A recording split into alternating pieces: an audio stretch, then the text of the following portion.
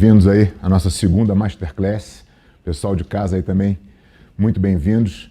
Queria primeiramente agradecer a grande audiência que a gente teve na primeira aula.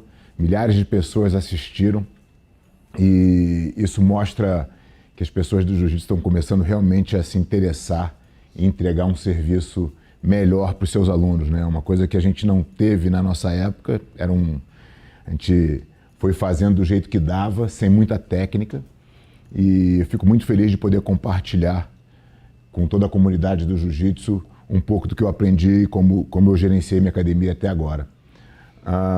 Hoje é um dia bastante especial também. Eu faço 30 anos de faixa preta e isso definitivamente é um marco que me traz muita felicidade, né? Porque mais do que fazer idade propriamente dito, que você vai ficando velho, né? Isso não tem muita graça. Mas quando você faz aniversário de faixa preta, é uma satisfação muito grande. Esse é o último ano que eu vou ter de faixa preta. Ano que vem eu possivelmente vou ser graduado a faixa coral. E tem sido uma trajetória muito bacana, muito divertida. Essa é a minha vida dentro do jiu-jitsu. E o que me motiva nesse momento, eu já fui competidor, eu já fui professor, eu já fui técnico de atletas de alta performance. Acho que eu já fiz quase tudo dentro do jiu-jitsu. E o que me motiva hoje a continuar trabalhando todos os dias é exatamente poder compartilhar um pouco da minha experiência com as pessoas que querem viver de jiu-jitsu, né? O slogan do nosso curso, do nosso produto não é à toa. É sim porque eu realmente acredito que as pessoas possam viver e viver bem de jiu-jitsu. Sobreviver de jiu-jitsu, um monte de gente sobrevive, né? Mas ver as pessoas vivendo bem de jiu-jitsu é o que realmente me motiva a seguir aí compartilhando com vocês um pouco do que eu aprendi.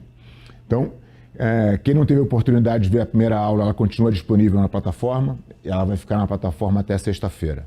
Então, quem não teve a oportunidade, a gente falou sobre estrutura técnica, sobre produtos de jiu-jitsu, como dividir o nível de turmas, enfim. É uma aula que vale muito a pena, muito importante para que vocês possam entregar um produto melhor para o aluno de vocês. E hoje a gente vai falar da parte financeira, né, que é uma parte super importante também, porque se você não tiver retorno financeiro, vai ficando difícil de você continuar aquilo por muito tempo.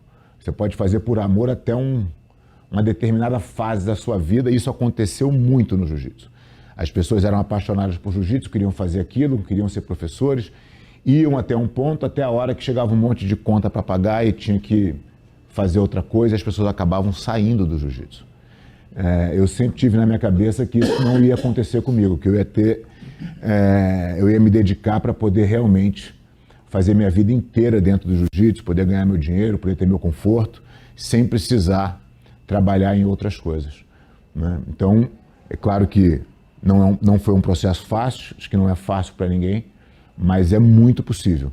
E o que a gente vai fazer hoje aqui é tentar mostrar para vocês um pouco desse caminho e como vocês podem fazer da mesma maneira. Eu queria começar com um questionamento que é se você tem um emprego ou se você tem um negócio. A maioria dos professores de jiu-jitsu, eles têm um emprego. Acho que não passou o slide, né? Opa. A maioria dos professores de jiu-jitsu tem um emprego. O que é isso? Você vira um bom atleta de jiu-jitsu, quer começar a dar aula, começa a dar aula, monta sua academiazinha ali com pouco recurso, vai acumulando os seus alunos, eles vão pagando a mensalidade para você. Esse dinheiro que vai entrando, vai se misturando entre o dinheiro da empresa e o dinheiro pessoal. Então, você usa o dinheiro da mensalidade para sair para jantar com a tua namorada, para pagar o açaí, para comprar o teu kimono, para viajar. Enfim, é um caixa só. O que acontece com isso? Acontece que o seu negócio sem você não vale nada. Porque tudo depende de você. E o dinheiro que sobra no final é o que você recebe de salário. Então, isso pode ser muito dinheiro, isso pode ser pouco dinheiro, não importa. A forma está errada. Se vocês, professores e gestores das academias, e às vezes as coisas são a mesma coisa, né? O professor é gestor. Então, ele acha que tudo bem, que tudo é dele. E não se paga e não separa a questão do salário da questão do dividendo que aquele negócio gera. Então você nunca se desvincula. E o que acontece com isso é, quando vai acabando o seu ápice como professor e você vai decaindo, que isso acontece com todo mundo, e eu sempre tive uma preocupação de olhar a geração à frente da minha. O que esses caras estão fazendo? Né? Onde é que eles estão? Quem está tendo sucesso? Quem não está?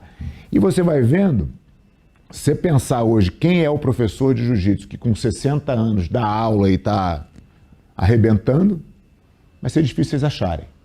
Né? Até porque você ter energia com 60 anos para tocar uma academia dando um monte de aula é praticamente impossível. Né? O Jacaré, o nosso mestre, foi até 65. Esticou até o talo. Né? Mas chega uma hora que não dá. Chega uma hora que é impossível. E se você não tiver o seu negócio estruturado, o que vai acontecer? Você vai afundar. Eu sempre me preocupei com isso. Então eu falei, cara, se esses caras estão afundando lá na frente, eu não vou seguir esse mesmo caminho.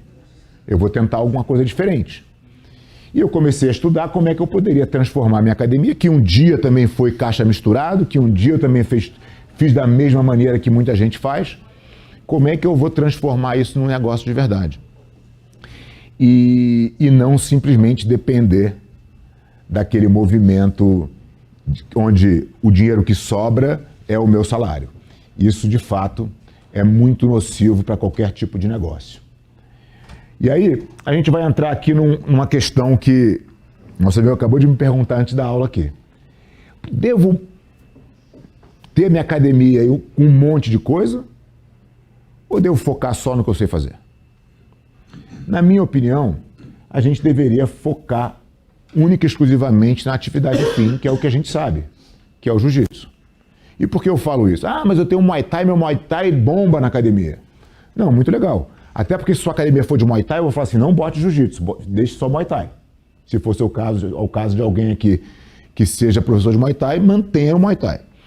O que acontece quando você começa a diversificar muito? Primeiro, você vai ter um problema grave no teu quadro de horário. Como é que você vai incluir tudo que a gente conversou na aula passada, de níveis de turma, de horários diferentes, de oferta de aulas para iniciante em qualquer horário, se você tem outras modalidades dentro da academia de vocês? Um outro ponto que é muito grave, você depende, e eu sofri isso na minha academia, porque um dia eu tive Muay Thai na minha academia. E aí, estava ótimo, o Muay Thai estava cheio de aluno. Mas um dia o professor decidiu ir embora. E eu não sei dar aula de Muay Thai. Fiquei na mão. Os meus alunos ficaram na mão. O professor que entrou para substituir não tinha a mesma pegada, o Muay Thai foi morrendo e eu decidi que aquele não era o caminho, não queria passar por aquilo nunca mais. Porque você, na verdade, deixa o seu cliente na mão. Você não consegue mais entregar o que ele comprou. O caminho é óbvio, ele vai sair da tua academia.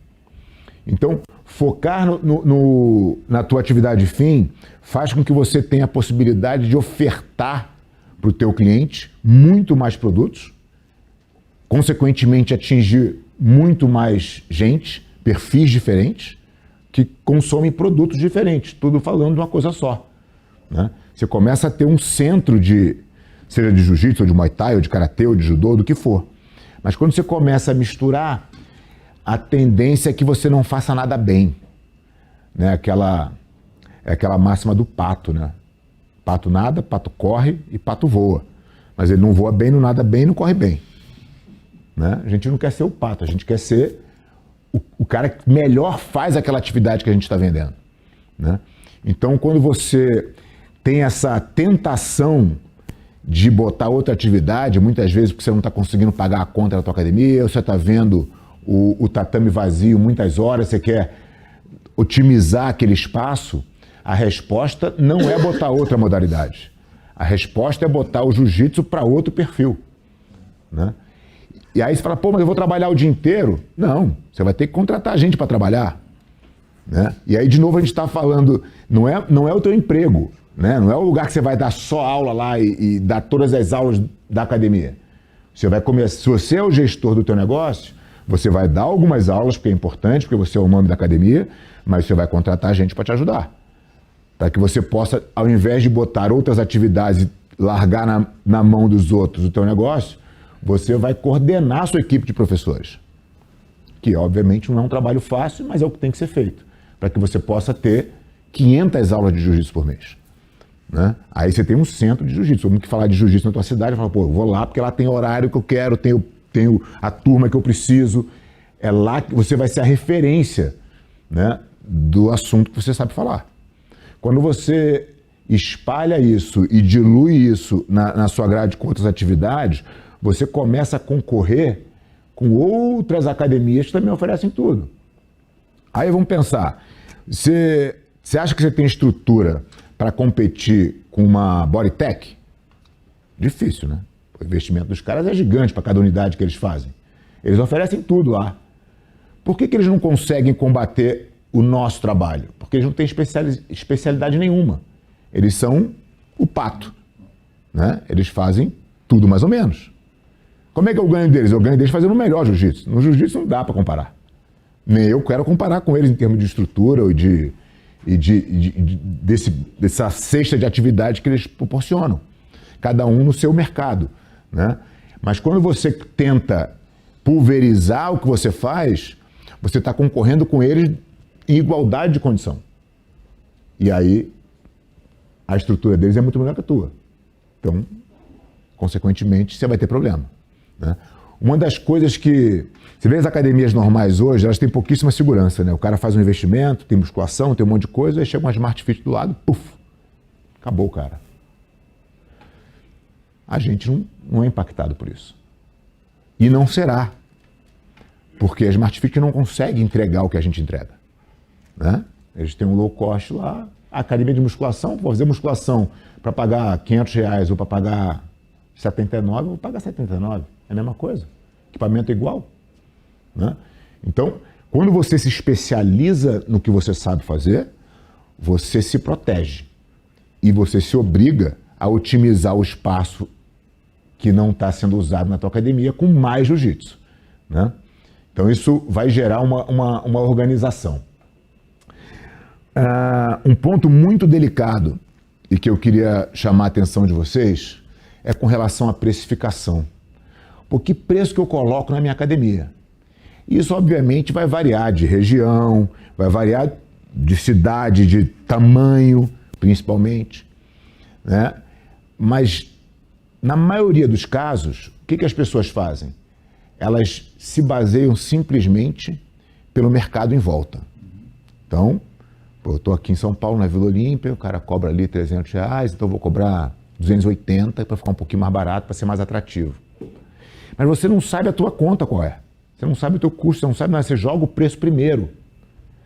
O preço definido, se você está montando uma academia do zero, né, a gente vai falar um pouco disso, porque são duas situações diferentes. Se você já tem academia, já tem o preço, já é mais complicado. Você vai ter que trabalhar aí com outras fontes de renda para tentar fazer o teu ticket médio fazer sentido para fechar a conta. Mas quando você está abrindo uma academia do zero, é a sua chance de imaginar o preço perfeito, né? O que a gente tem que levar em consideração quando a gente vai fazer o nosso preço? A primeira coisa, eu tenho que ter na minha cabeça que a minha turma funciona confortavelmente com 5 alunos por metro quadrado. 5 metros quadrados por aluno. O que quer dizer que numa sala de 100 metros quadrados, eu vou ter 20 alunos na turma. Quando eu pego meu quadro de horários e monto meu quadro de horários de uma forma inteligente, tem diversas turmas e consigo preencher elas, eu vou chegar na minha capacidade máxima que eu consigo atender na minha escola, né? Então, feito isso, eu tendo lá meu faturamento máximo, eu vou fazer o seguinte, eu vou entender que 30% desse meu faturamento é lucro. E aí a gente vai detalhar isso depois para vocês entenderem, mas só para vocês ficarem com esse número na cabeça. Eu quero trabalhar de uma forma no jiu-jitsu que a minha academia gere 30% de lucro, certo? Aí a pergunta é a seguinte, esse lucro é o que você gostaria de ganhar? Imagina que você vai trabalhar que nem um camelo, né?